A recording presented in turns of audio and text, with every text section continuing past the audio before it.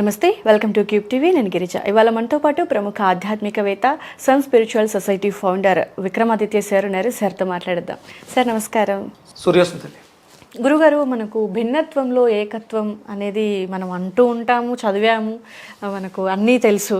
కానీ మనకు వచ్చేసరికి ముస్లిమ్స్ చాలా కంట్రీస్లో ఉన్నా సరే ఎక్కువ మంది జనాభా ఈ వక్ఫ్ బోర్డ్ అనేది ఎక్కడ పెద్దగా విన్న సందర్భాలు అనేది లేవు, చాలా తక్కువ అన్నమాట.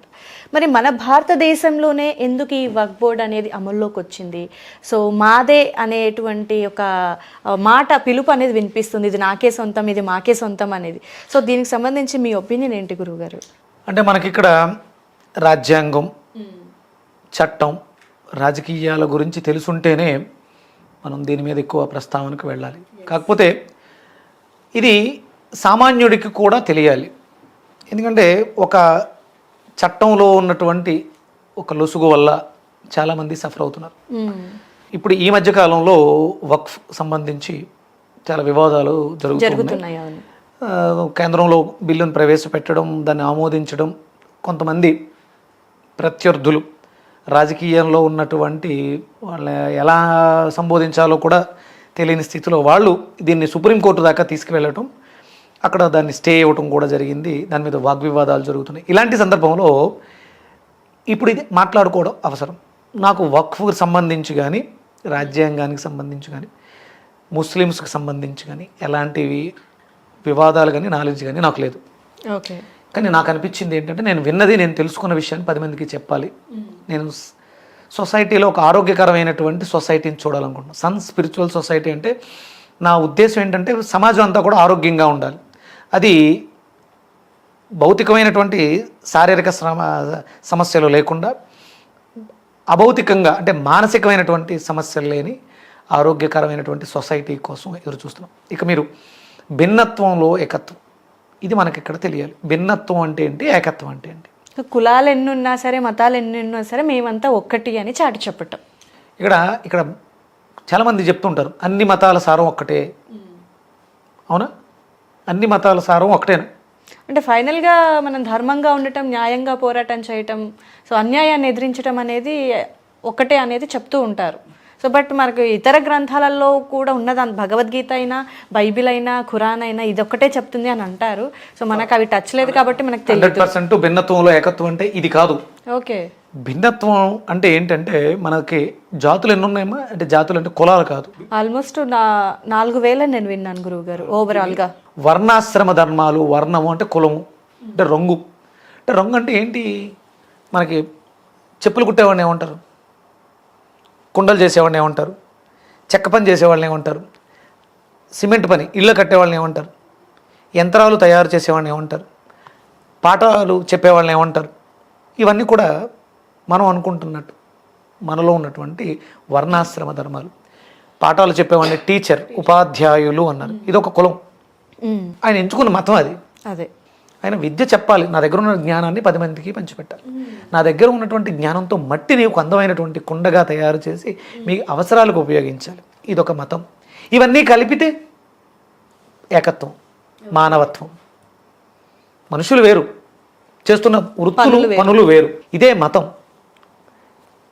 నా మతం, నా దారి వేరైనా అందరం చేరేది ఎక్కడికి, ఒకే చోటకి, మానవత్వం చోటకి. చివరికి అల్టిమేట్గా మనం చూసేది మానవత్వం. ఇది భిన్నత్వంలో ఏకత్వం అంటే. అంటే హిందూ, క్రైస్తవుడు, ముస్లిము, బాయి కాదు, ఎప్పటికీ కాదు. అంతర్గతంగా వాళ్ళ గ్రంథాలలో ఉన్నది, నీ మతాన్ని గౌరవించు, పరమతాన్ని వీలైతే నీ మతంలో మార్చు, లేకపోతే చంపే. అంటే వాళ్ళ దాంట్లో ఉన్నది, రెండు మతాల్లో, రెండు గ్రంథాల్లో ఉన్నది అదే ఉంది. కేవలం మన దాంట్లో మాత్రమే దాన్ని ఏమంటారు, జీవహింస, హింస మన ధర్మం కాదు, శాంతంగా ఉండు, చేతనైతే సాటి మనిషికి సహాయం చేయి, ఇది కేవలం హిందూ ధర్మంలోనే మాత్రం చెప్తుంది. అంటే గురుగారు, ఇప్పుడు మనం చిన్నప్పటి నుంచి, చిన్నపిల్లలప్పటి నుంచి చదువుకుంది ఏంటంటే భిన్నత్వంలో ఏకత్వం. అండ్ మతాలు ఎన్నున్నా సరే, హిందువులు కానీ, ముస్లిము, క్రైస్తవులు, భాయ్ అనేది చదువుకొని పెరిగాము చిన్నప్పటి నుంచి. చదివించి పెంచారు, మనది కాదు అది. ఓకే. 1940కి పూర్వం క్రైస్తవ్యం భారతదేశంలో లేదు. అసలు లేదు, ఓన్లీ హిందువులు మాత్రమే ఉన్నారు. హిందువులు ముస్లిమ్స్ అంటే ఎప్పటి నుంచో అంటే వాళ్ళు కూడా భారతదేశం వలస వచ్చి ఇక్కడ మత మార్పులు చేసినవే జరిగినాయి. మనకి రీసెంట్గా చావా సినిమా చూసాం. అంటే వేరే కంట్రీ నుంచి వచ్చిందే అంటే భారతదేశం ఇక్కడ మనం అంటే వక్ఫ్ గురించి మాట్లాడుకుంటున్నాం కాబట్టి ఇది భారతదేశం అని ఎందుకు అన్నారు? భరతుడు పాలించాడు కాబట్టి భారతదేశం అన్నారు. ఇక్కడ మనం దాన్నే ప్రధానంగా తీసుకుంటే ఇది రామరాజ్యం, రాముడు పరిపాలించినటువంటి రాజ్యం, కౌసల్యానందనుడు మనకి ఇచ్చినటువంటి సామ్రాజ్యం. భరతుడు మనందరికీ ఇక్కడ అంటే ఎక్కడి నుంచి వచ్చాం అందరం అదే చెప్తూ ఉంటారు. మనందరం ఇక్కడ ఉండడానికి భిక్ష, రామచంద్రుడి భిక్ష భారతదేశం, భారతదేశంలో జీవిస్తున్నటువంటి సమస్త జనులది. మీరు బ్రతకండి, సుఖంగా ఉండండి, సంతోషంగా ఉండండి, ధర్మాన్ని కట్టుబడి ఉండండి. రామో విగ్రహవాన్ ధర్మ, ఆ రాముడు ధర్మభిక్ష భారతదేశం. ఇక్కడ ఉన్న వాళ్ళందరూ భారతీయులు, భారతీయులది మాత్రమే ఈ భారతదేశం, వేరే వాళ్ళది కాదు. మీకు ఇది 1874 1850 ఆ సమయంలోనే బ్రిటిషర్సే ఈ వక్ఫ్ అనే దాన్ని వ్యతిరేకించి ఇది ఒక అర్థం పర్థం లేని చట్టం అని చెప్పేసి చేయడం జరిగింది.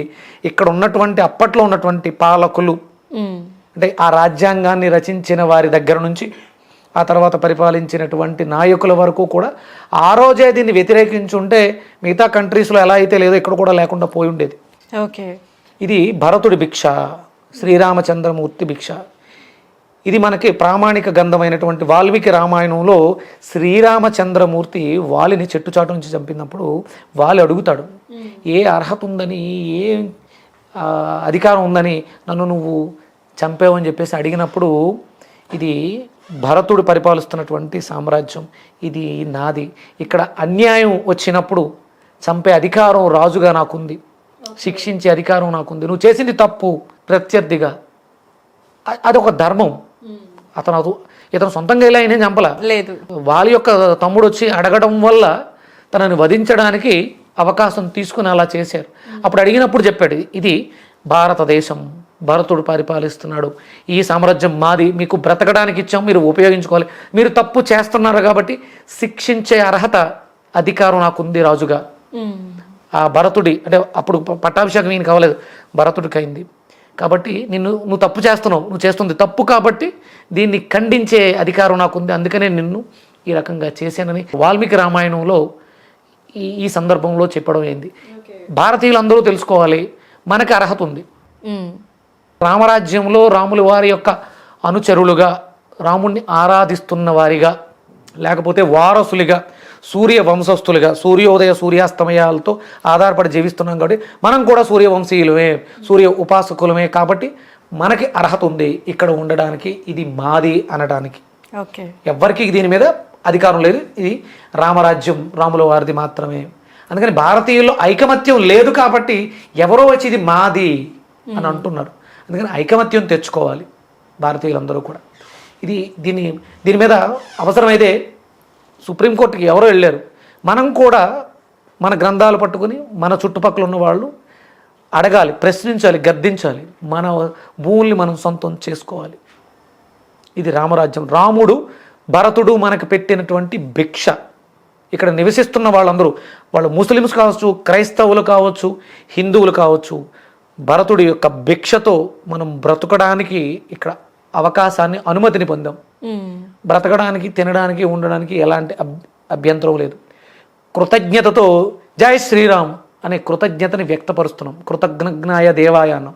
కృతజ్ఞత లేకుండా ఆ రాముడిని దూషిస్తే ధర్మం చూస్తూ ఊరుకోదు, కుక్క చావు చేస్తామని సామెత చెప్తుంది.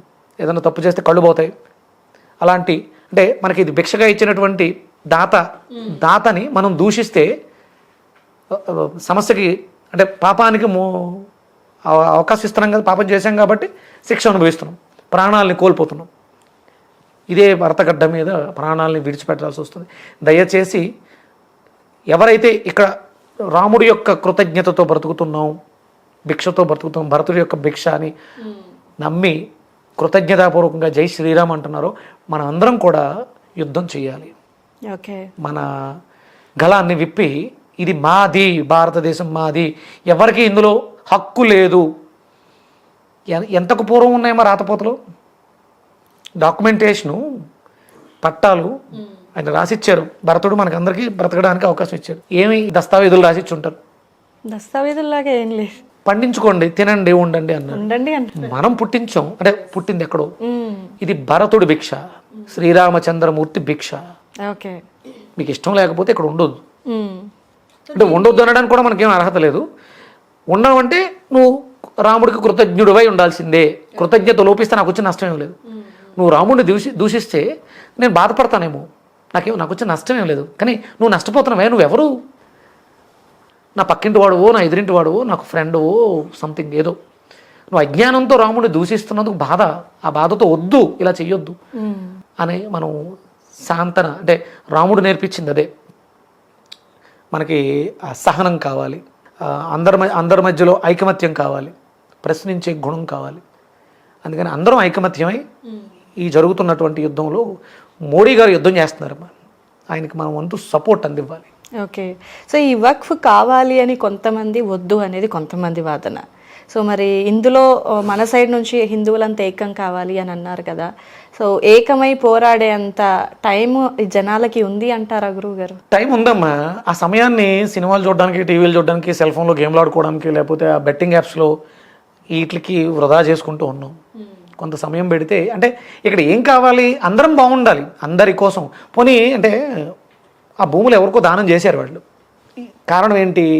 విద్యా సంస్థలు పెట్టడానికి, అనాథ పిల్లల్ని చదివించడానికి, అనాథలకు ఏదో చేయడానికి. అవి జరగట్లేదు కదా.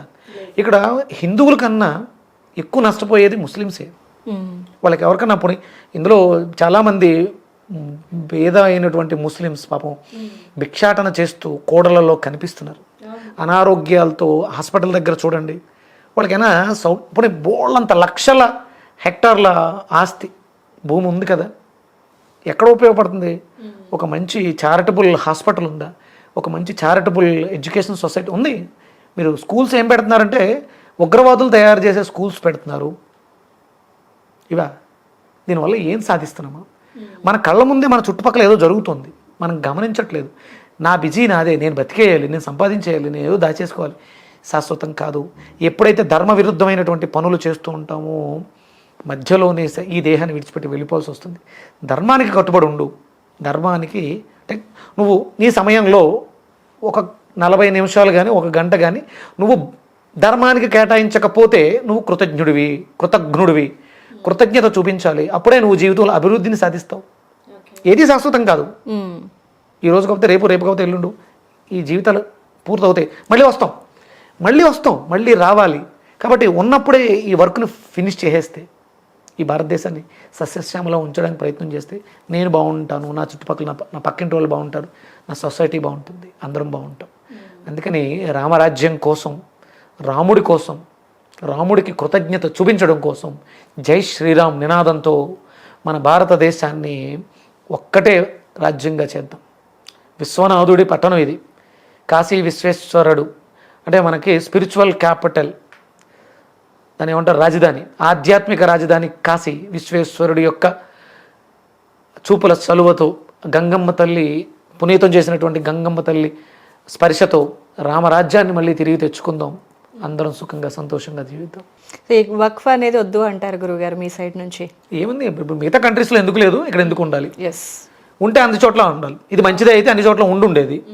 లేదు, ఎందుకు లేదు? మరి ఇక్కడ ఎందుకు పుట్టుకొచ్చింది? అదే అసమర్థులైనటువంటి నాయకులు, రాజ్యాంగ రచనలో నాయకుల్లో ఉన్నటువంటి లోపం. 100%. ఇప్పుడే ఎందుకు ఈ వివాదం పైకి లేచింది అంటే, ఒక సరైన నాయకుడు సవరణ చేస్తున్నాడు, సరి చేసుకుంటూ వస్తున్నాడు, కలుపు మొక్కల్ని ఏరి పారేస్తూ వస్తున్నాడు. లేకపోతే బిల్లు ఆమోదం దాకా వచ్చిందంటే ఎంత యుద్ధం చేసి ఉంటాడు ఆయన ఎక్కడ అన్యాయంగా ఏం మాట్లాడలే.